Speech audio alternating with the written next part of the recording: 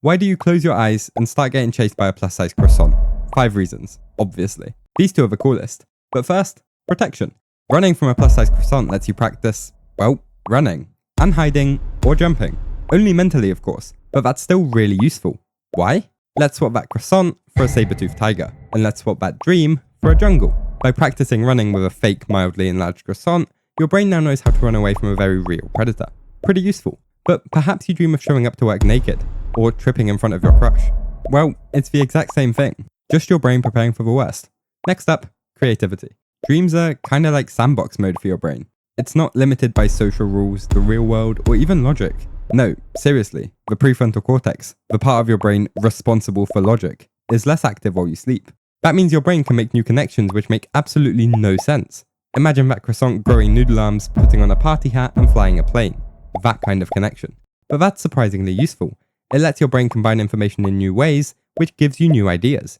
In fact, Kekulé credited a vision about a snake biting its own tail for his cyclical structure of benzene. There's your reason to take a nap in chemistry class. Moving on, therapy.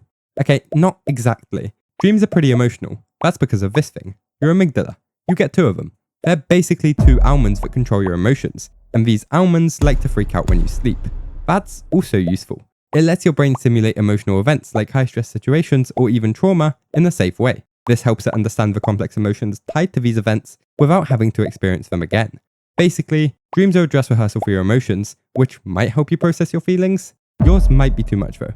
Alright, these last 2 are trippy. The activation synthesis theory. Here's a brain, look here, that's a brain stem. It kinda sorta thinks on its own. And sometimes when you're asleep, it decides, I should send some signals. The rest of your brain doesn't like that. That's confusing, and brains don't like being confused. So your brain makes up an explanation. Apparently, an above average croissant does the trick. This theory also explains the weirdness of dreams.